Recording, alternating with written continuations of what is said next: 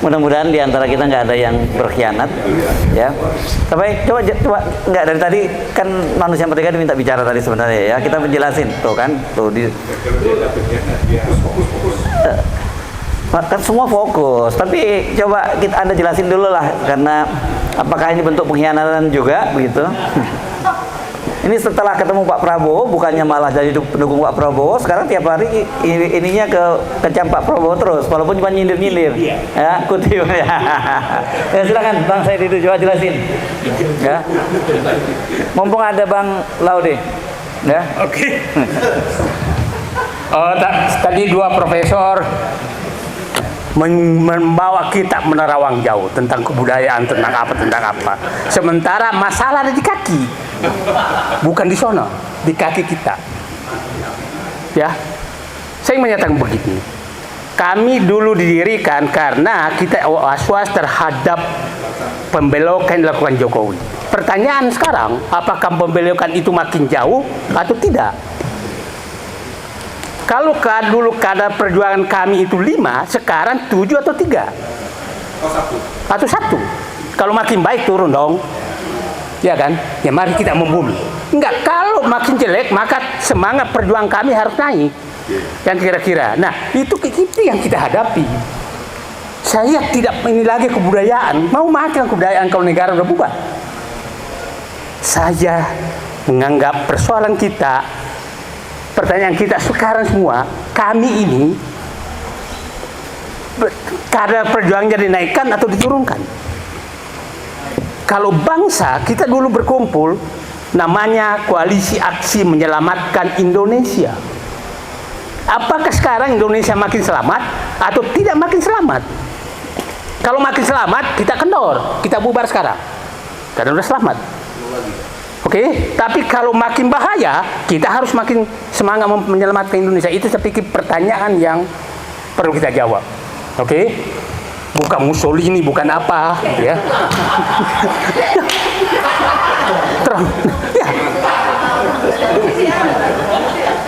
Terlalu jauh, Bu. Masalahnya dibahas di sana, masalah di depan rumah, gitu loh. Nah, sekarang masalah di mana? Di Hambalang, agak dekat dari sini. Yang bisa menyelesaikan masalah dekat dari sini. Dekat sekali dari sini. Kita berharap yang dekat dari sini itu memperbaiki. Nah, sekarang ya saya menyatakan, dulu saya selalu menyatakan, saya menghargai niat Presiden Prabowo, tapi frustrasi melihat caranya. Tapi sekarang, kalau saya mikir-mikir, lama-lama kita jadi gila memikirkan caranya ini. Ya, karena yang seperti begini. Saya tadi menulis, kenapa Iran maju? Karena satu, dia punya sejarah bangsa yang besar. Oke? Yang kedua, dia percaya kepada Allah Subhanahu wa taala. Yang ketiga, dia punya patriotisme. Yang keempat, dia punya nasionalisme. Yang kelima adalah dia pemimpinnya dipilih bukan karena oligarki. Dan ya, karena uang. Dan dipilih oleh, itulah Iran.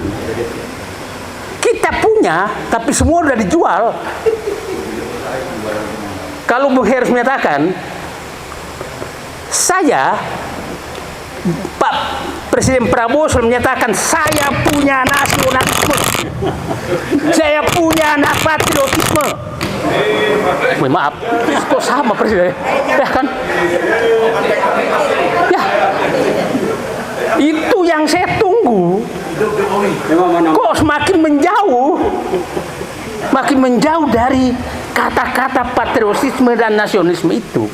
Itu yang bikin, loh kok kayak begini. Nah, itu persoalannya. Pertanyaannya, apakah memang Pak Prabowo sudah meninggalkan pidatonya atau dirusak oleh sekelilingnya? Mari kita bicara membumi, jangan terlalu jauh dulu. Sekitar Hambalang aja lah kita bicarakan. Nggak selesai masalah kalau Bapak terlalu jauh mengawang-awang, nggak bakal selesai. Persoalannya di Hambalang kok, dibahasnya di mana gitu. Nah, ya, kalau Pak Bung Laude tadi, saya berharap ada informasi dari dalam, tapi ternyata merawang juga jauh. Saya nggak tahu, nggak berani lagi bicara atau nggak dapat lagi informasi, kan kita nggak tahu. Siapa tahu Pak Laude juga udah tersingkir dari lingkaran sana. Kita nggak tahu. Nah, jadi sekarang kita petakan apakah banyak seram menyatakan, saya selalu berdoa, ya Allah kembalikan Prabowo ke aslinya, yang punya patriotisme, punya nasionalisme. Tapi orang lain bilang yang sekarang inilah yang aslinya. Nah, jadi saya menjadi bingung. Saya berharap balik aslinya, orang lain bilang yang ini yang aslinya. Saya sampai tadi Bung Laude katakan, untuk mengetahui Pak Prabowo itu saya datang cari Yunus Sofia, komandannya waktu di tim-tim, untuk mendengarkan langsung apa sebenarnya. Karena saya ingin menyatakan yang menentukan bangsa ini maju tidak bubar dan lain adalah Jenderal TNI Purnawirawan Prabowo. Clear? Ya, clear. Nah, kita berharap, dan saya bilang, saya ingin cerita di kampung saya dulu tuh namanya cerita Cundeke dan Laboro. Cundeke itu orang yang suka ngeyel terus, tapi nggak punya apa-apa. Laboro itu orang yang paling sombong. Paling sombong. Nah, ini Cundeke ini selalu dianggap kau cuma pengganggu negeri kampung ini oleh Laboro ini, yang sombong ini, yang sok tahu ini. Nah, sok tahu ini, yang sok tahu ini seakan-akan dia tahu semua. Padahal Cundeke ini jauh lebih tahu karena dia bergaul di bawah. Tapi dianggap terus Cundeke ini kau pengkhianat aja kau Cundeke. Dianggap terus pengkhianat oleh Laboro ini.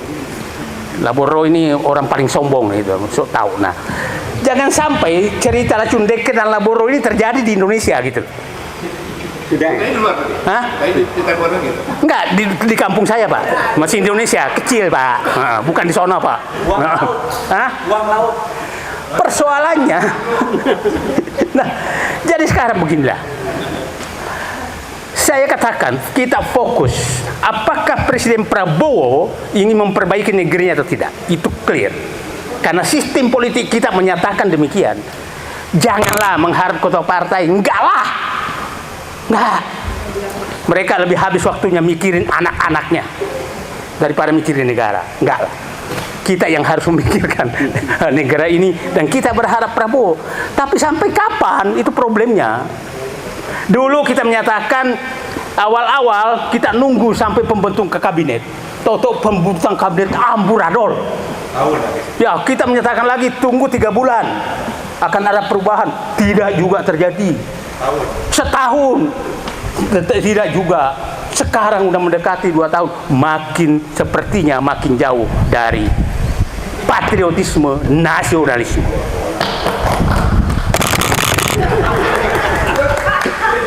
Dan harusnya menurut saya kasus Iran itu menyadarkan kembali Presiden Prabowo bahwa memang patriotisme dan nasionalisme yang bikin bisa negara maju, tidak ada yang lain. Kalau dia sudah membuang itu, maka sebenarnya dia sudah mengantarkan rakyat Indonesia ke pintu pembubaran. Kalau dia membuang patriotisme dan nasionalisme. Nah, itu faktanya. Sekarang kita melihatlah di sekitarnya apakah ada patriotisme dan nasionalisme? Ya, coba saya nggak melihat. Karena semua orang yang punya patriotisme, yang punya nasionalisme itu seakan-akan adalah musuh. Antek asing, ya sedikit berbeda, antek asing akan ditertibkan. ini, nah, jadi saya menyatakan, mari kita fokus, Pak, mari kita fokus. Sekali Pak Prabowo, bingung juga saya sekarang ngomongnya itu. Kalau kembali ke aslinya, siapa tuh benar yang aslinya sekarang gitu kan? Oke dah, kembali kepada yang dia tulis. Kalau memang dia tulis itu buku Paradoks Indonesia gitu kan, kembali kepada itu, atau kembali mengingat mertuanya dan bapaknya yang dia perjuangkan, Pak Harto, dan perjuangkan ayahnya. Nah, siapa tahu beliau. Kalau dia melakukan itu saja, dua contoh dari Pak Harto dan bapaknya sendiri, saya pikir negara ini selamat. Janganlah percaya sama bocil-bocil itu. Ya, udahlah. Bukan kita yang memaksakan, itu butuh pengalaman, butuh jaringan yang kuat, baru kita bisa mengambil bahwa ini adalah benar. Jadi saya ingin menyatakan, Pak Gatot, sekarang kita harus bertanya, apakah kadar perjuangan kami dinaikkan atau diturunkan? Kalau saya menyatakan sepertinya harus dinaikkan. Ya. Kenapa? Rakyat coba periode pertama Jokowi, meme-meme yang tanda kutip melecehkan presiden itu tidak ada. Baru periode kedua baru muncul. Artinya sekarang meme-meme yang mengeritik dengan keras ke Presiden Prabowo itu menyebar di mana-mana baru 1 tahun. Artinya Presiden Prabowo harus waspada bahwa sebenarnya, ya udahlah. Sebenarnya rakyat Indonesia sudah sangat resah melihat tidak ada harapan ke depan. Dan kelihatannya simbol yang paling nyata kita lihat, duta besar Iran datang ke Jokowi, bukan datang ke Prabowo.